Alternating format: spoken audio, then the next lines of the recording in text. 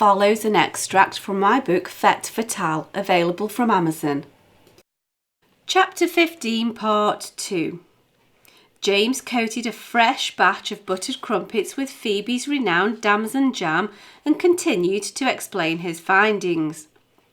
If we'd learned all of this earlier, we'd have readily deduced stress as the contributing factor. This is where you come in, Dr. Wainwright. Forbes has broken the mould and given me a heads up on toxicology's preliminary findings. In short, evidence of a form of digitoxin has been found in John's body. Whether he took it on purpose, by accident, or via a third party is left for us to decide. The lab is doing more tests to pinpoint exactly what form was taken, but the fact that he'd ingested a dubious and unexplained substance is beyond doubt. That surely provides a tentative link between the death of Betty and John.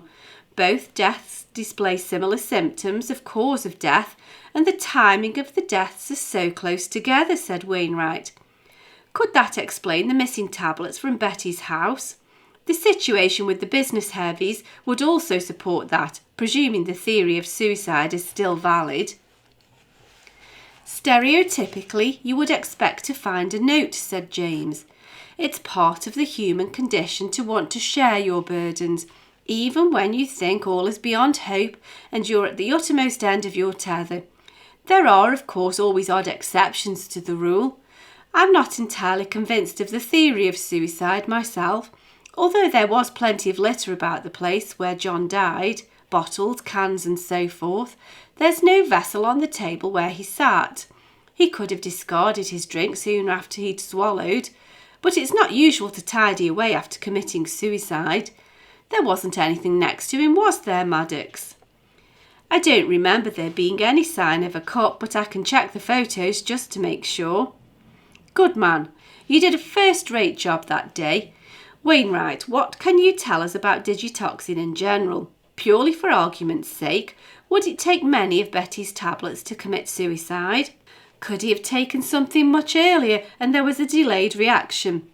That would explain the lack of suicide note on the scene, said James. Without knowing the exact form of digitoxin and exactly how much was ingested, it's impossible to say for sure. Generally speaking, anything is possible. I would hazard the opinion that I think it would be mighty tricky to take a fatal dose by accident. Regardless of what is seen on TV, a fatal dose of digitoxin is quite substantial, unless you took it in a concentrated form. Even then, you'd have to take quite a lot of the stuff, which you wouldn't easily do by mistake, said Wainwright. Well, that's good enough for me, said James. I think that we can rule out accidental death from what Wainwright says. Do we all agree? Unanimous nods of assent assured him that this was the case. Don't discount anything utterly on my general advice. Until we know the details of the concoction taken, it's not feasible to rule anything out completely. That being said, I would still suggest that it's highly unlikely, said Wainwright. Spoken like a true scientist. I take your point, though. Nevertheless, I still endorse suicide or murder as our most likely solutions, said James. Sir, do you realise that, just then, that was the first time that anybody's actually vocalised the word murder? I think it's been at the back of all of our minds, but now that you've said it out loud, it makes me feel quite queer, said Maddox. Nothing seems queer after the Spanish and Greek mafia cropped up in the conversation. Everybody looked up as Drew spoke. They'd forgotten that he was still listening. In answer to their shocked expressions, he said, "It's true, though, isn't it? Now that we've entered into that sort of territory, anything is possible, isn't it?"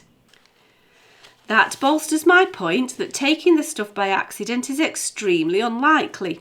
That being so, let's consider the alternatives in turn. Wainwright, you guide the way. What can you tell us? Asked James. I've been thinking about John's symptoms on the few occasions that he came to see me at the surgery in the preceding weeks before the fête. The symptoms he came to see me with were consistent with diabetes. However, in hindsight, It is possible that the very same symptoms could match a slow release of digitoxin poisoning.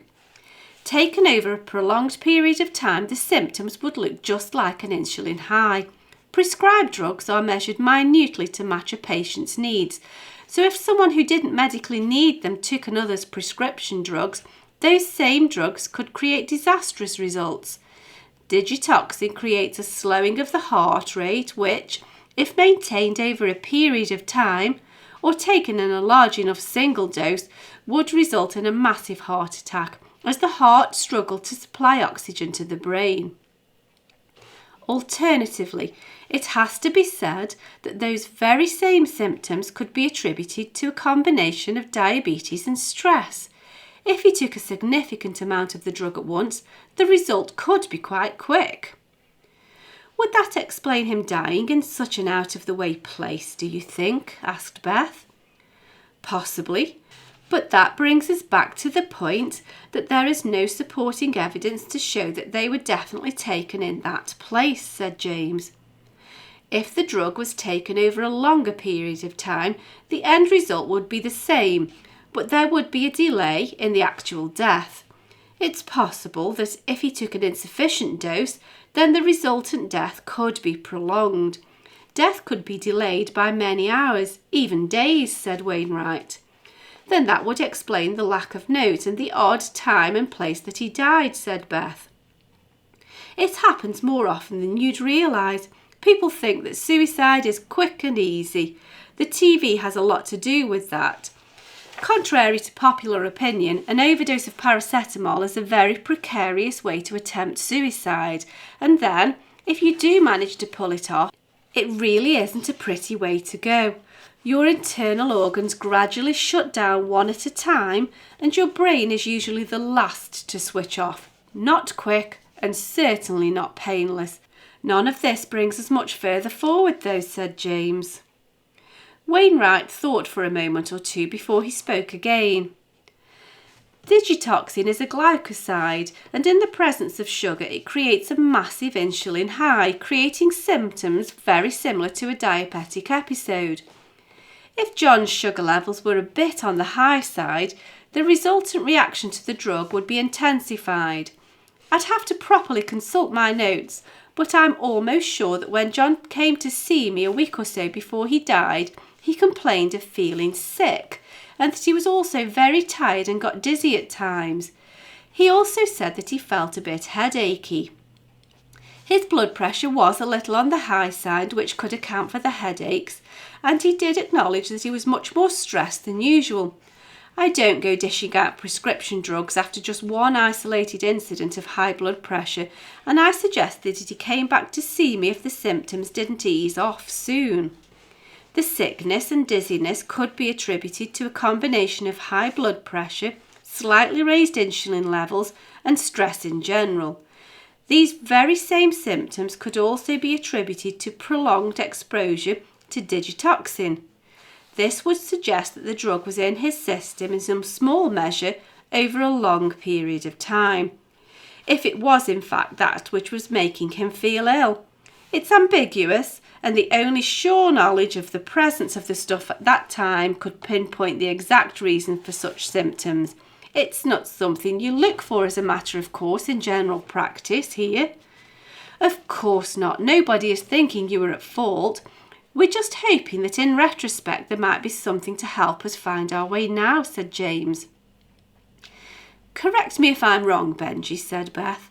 I'm right in presuming that it's not normal for someone to try and commit suicide slowly, aren't I?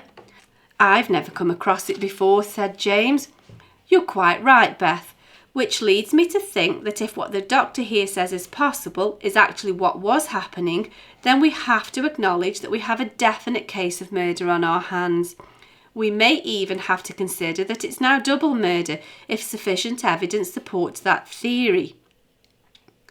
A shocked silence held for long seconds as the reality of the situation sunk in. It was Maddox that broke the spell. Let's face it, we've all been thinking it, but we've never really dared to voice the possibility. We've kept looking for alternative theories from day one. Each time that we've tried to provide some explanation, we've known that it didn't quite fit. Right from when Dr. Wainwright couldn't fill out the death certificate with a clear conscience. Although he had no alternative to offer, he knew that he wasn't satisfied that all was as it seemed. Now we've come to the end of the road and there are no more other options left. You're quite right, Maddox, said James. We have to face facts and pursue this most obvious line of inquiry. But while we're doing so, let's make sure that we don't now get blinkered. Let's try to keep an open mind. For the full book of Fête Fatale, available in paperback or as an ebook, follow the link in the cards in the description box or find details on my website at sharonbill.com. Thanks for listening.